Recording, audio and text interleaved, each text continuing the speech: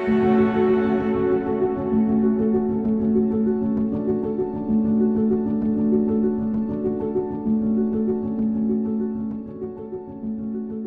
problema po namin sa isang magsasaka ay yung number 1 po ay yung golden kuhol. Mapaminsala po sa aming tanim na palay. Sinusubukan po namin tanggalan ng kuhol bilang po sa pag-spray ng pesticide. Kaya lang baka po may mga side effect. Parang namamatay po lahat yung madaanan po nun, mga, alam mo, yung mga isda, kung ano namang insekto sa lupa. Damay po lahat yun.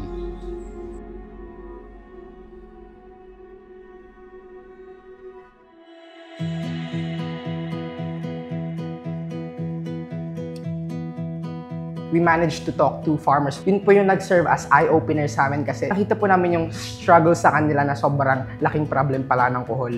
Yun po yung nag-start sa amin, baka makagawa kami ng project to be able to help these farmers. If hindi po sila gagamit ng pesticides, mag-hire sila ng 50+ people to be able to handpick the snails. Ang naisip po namin, why not create a faster and more smarter way.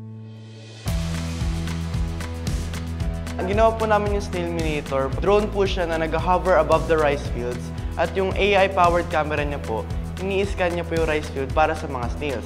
Kung may na-scan po siya, is mag-activate po siya, mag-send po siya ng signal to the dispenser para po mag-open and mag-dispense po ng pesticide. Cold-blooded po ang snails, kaya kung gamit po namin heat sensor, hindi po sila madedetect.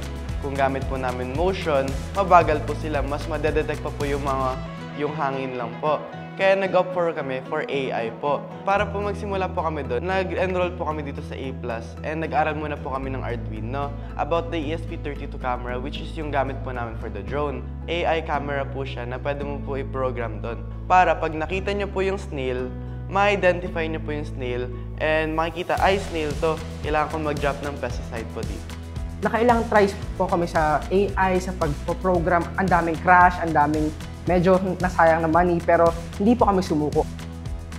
Ang ginagawa po namin ngayon is inaayos po yung drone po, sinisigapan po yung screws para po sure po na hindi po siya magka-crash po during the flight. Tapos sine-check po kung okay po yung battery, yung dispenser po namin kung gumagana po. Ito po yung power source. Ito po yung nagpa-power dun sa microcontroller po na nag-give po siya ng signal dito sa Arduino Nano po na nag-release ng pellets. Nung first time na nakita namin na umikot yung propeller, syempre po nakaka-proud na po yan kahit hindi pa lumilipad. Noong trinay ko na palipad, yung burden po na sa amin is gumaan po ng sobra talaga. Kasi nakita na namin, ito na yung start, lumilipad na yung drone namin, kaya na namin tapusin.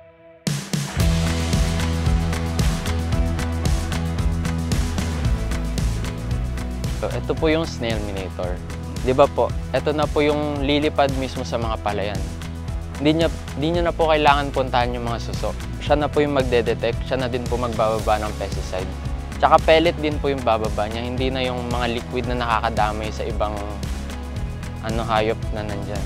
Parang siya, mas tipid gastos kami magsasaka. Kasi bawat ma-detect niyang kuhol, dun lang sa area na yung babagsak, hindi kami magsasaka. Buo kasing palay namin, ini-spray namin. Bilang din po yung ilalaglag niya, kaya tipid din po talaga kayo. Depende siguro sa ma-detect niyang kuhol, kasi nilalaglag niya.